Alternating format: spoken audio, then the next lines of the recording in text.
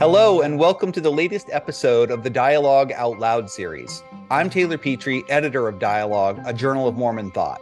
Today, we're excited to have with us Eliza Wells, a feminist ethicist who is a PhD candidate in philosophy at the Massachusetts Institute of Technology and who holds a master's in religious studies from Stanford.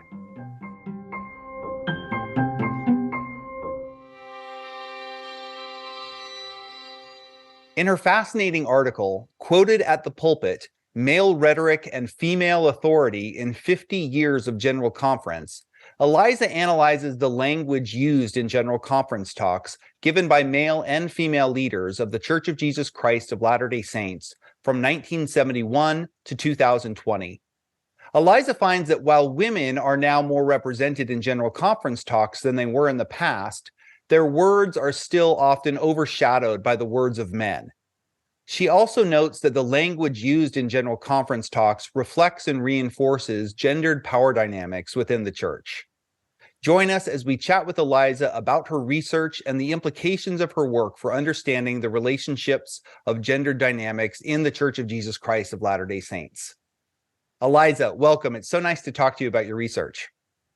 Thank you so much. So why don't you tell us a little bit about your research and what motivated you to study the citational practices used in General Conference talks? So I was reading General Conference talks, interested in how women are talked about, because we often spend a lot of time in feminist spaces trying to elevate women's voices and pay more attention to what women have said. But for an ordinary member of the church, it's actually what men say that has the most impact and that takes up the most space in your lived experience. So I was interested in how women are talked about by men. And one of the things that I noticed as I started reading these talks was that even when talking about women's roles and the ways in which women should live or are valued in the church, people were using quotes from prophets. They were using quotes from men. And so one of the things that I started paying attention to was this quotation of men to talk about women. And as I got more interested in that, I thought that it could be interesting and powerful to see on a broad scale over time whose voices are being used as authorities in General Conference talks and where women fit in that. And so I read 50 years worth of General Conference talks to get the kind of data to see how that happens. So it was a lot of work, of course, going through all of those and then cataloging all of those. Tell us a little bit about the statistical element of the methodology that you used. Yes. So you might say, but Eliza, computers can do this. And computers can't quite do this because it's hard to scrape the data from the web pages and get, not everyone's putting things in quotation marks, etc. But so I went through and I read every talk, and I have a giant spreadsheet where I have who was quoted, what the words used to introduce the quotation were, how long the quotation was, and then where the talk was given, and all of this information. And I think that it's really important to do this kind of work where you're seeing how this data actually functions, how it feels to experience this rhetorical effect. I was excited as I started doing the statistics and analyzing the data that I'd collected to see that the theories that I'd formed and the kinds of judgments that I'd started to make about the way this was happening really were borne out by the data. And as I was able to look for things that I wouldn't have looked for otherwise, because I was watching, for example, saying, as a sweet sister said to me, quote, if you're just looking at quoting women, you'd be like, they quoted women. But in fact, this is a particular kind of quotation that I think downplays that woman's authority. So you were both doing a statistical analysis and a qualitative analysis of those citations. That's right. As well. So what did you find about the citation of women in the course of your work? Well, if you were to guess how often women are quoted in General Conference overall, I think people might say like 10%, 20%. It's about 2% of all quotations come from women. And I think that base rate should surprise us. It should trouble us. And even when you take out quotations from scripture, quotations from church manuals, even quotations from male church leaders, you still see that women make up a disproportionately small percentage of quotations given women's representation, even in general conference, and especially given women's representation in the church. The thing that was really striking to me was church leaders quote men 16 times for every one time they quote a woman in general conference. So the numbers are really, really small. And while they have grown a little bit, so I think women were around 2.2% of all quotations in the 1970s. Now they're around 2.7% of all quotations. It's not changing as quickly as we might think the culture or general views around women's roles are changing. It's such fascinating study there to be able to track that, because as you note, during this same period, church leaders have been emphasizing the importance of women's voices and including more women in general conferences and so in general conference talks and so on. So even while women are more present and there's a more emphasis on hearing them, you're finding really almost statistically insignificant rate of increase in quotations in that same period. Is that accurate? Yes. Yeah. So while women are quoted statistically significantly more often between 2011 and 2020 than overall, they're not quoted statistically significantly more often between 2016 and 2020 than overall. So it's not as though we are seeing these massive increases. And I think what you just said about the ways in which church leaders are talking about women, it's really important to note that you might disagree with me on the feminist perspective and thinking that women's underrepresentation is really a problem to be fixed. But this is in tension even with what church leaders are saying about women. They're saying they want women's voices. They're saying they really value women's perspective on spiritual matters, and then they're not doing it. And we see that very clearly in these quotation practices. So you alluded to this already, but what other kinds of rhetoric did you find about how male leaders did talk about women when they cited them? Yeah, so I was interested in the ways in which we introduce citations because, as I think anyone writing a paper or giving a talk knows, when you're delivering this information, you have to tell the reader about the authority of the source. You have to say, so-and-so PhD says, and then that tells the audience that they should take this kind of source seriously. And so it's not just the number of quotations of women, but how those quotes are introduced. And what I found was often those quotes weren't even introduced at all.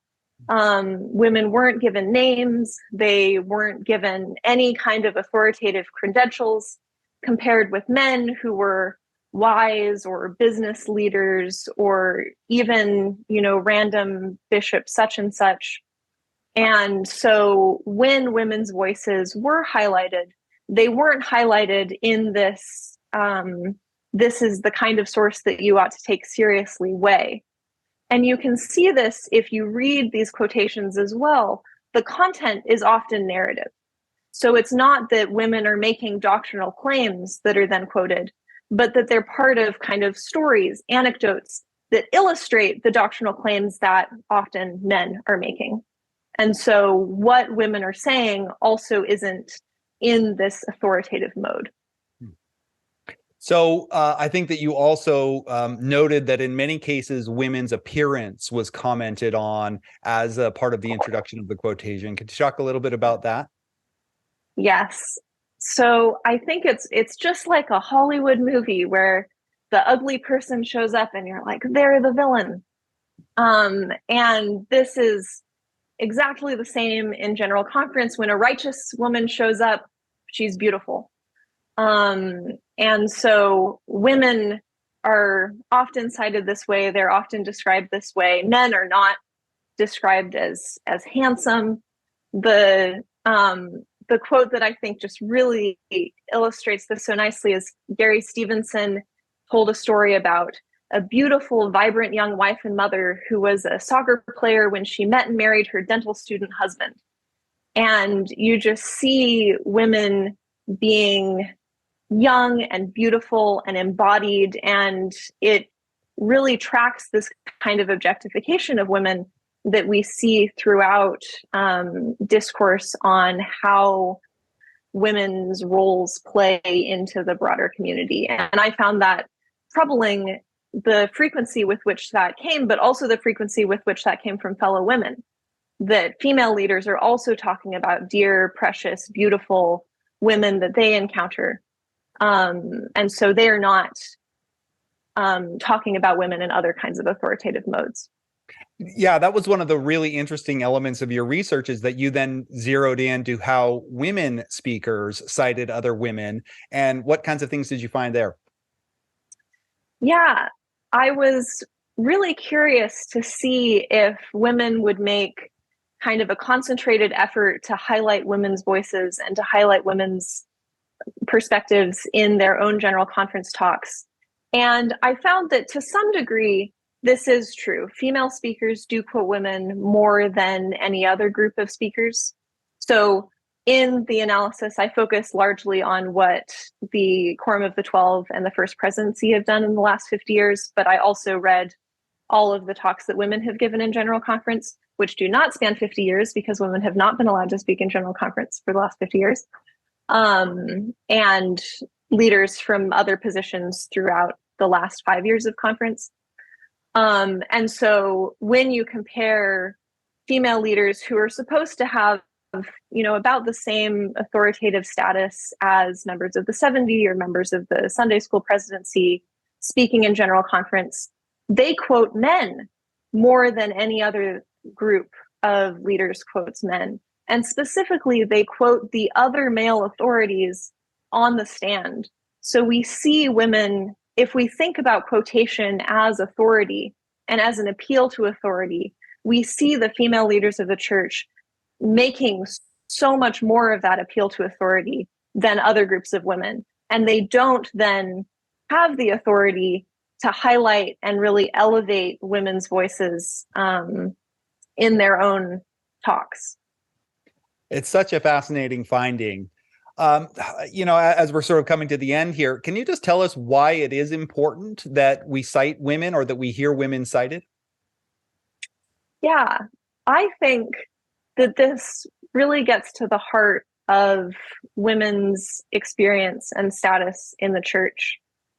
I think that this question of who we cite is a question of what we're reading, what we're engaging with. Are you seeking out women's voices and perspectives and experiences so that you can then cite them? But it's also this question of who we take seriously and who we think has good advice or helpful information for us to pass on to others.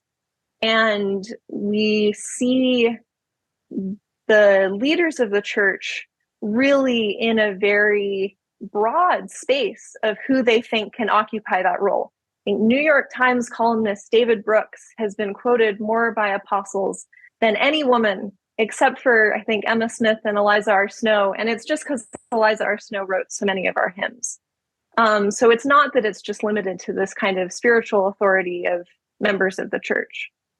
And so when we think about who we want to elevate and whose voice we want to highlight, we have to both do the work to find those voices and send the signal to the community that we care about those voices and that we think that they're worth listening to. And when we don't do that for women, we not only are contributing to these spaces where women have far fewer opportunities to actually speak, but we make what they do say less valuable to members of the community. We're sending that kind of signal. So I encourage, not just the general authorities, but all of us to think about who we're quoting and to do the work to highlight the voices that we really intend to welcome and to affirm as authoritative in our community. Eliza, thank you so much for this fascinating article and for joining us for this great discussion today to learn more about your work and your research. It's been really awesome. Thank you so much. I'm excited. We hope that our listeners have enjoyed this conversation and have learned something new about the citational practices of general conference speakers. If you'd like to learn more, we encourage you to check out Eliza Wells's article, Quoted at the Pulpit, Male Rhetoric and Female Authority in 50 Years of General Conference, in the Winter 2022 issue of Dialogue, and to explore other resources on this topic there. To our listeners, thank you for joining us today. If you enjoyed this episode, please share it with your friends and colleagues, and don't forget to leave us a review or get in touch with any comments or questions. We hope that you'll tune in for future episodes of our podcast. Thanks again, and check out the whole range of shows in the Dialogue Podcast Network for more things like this.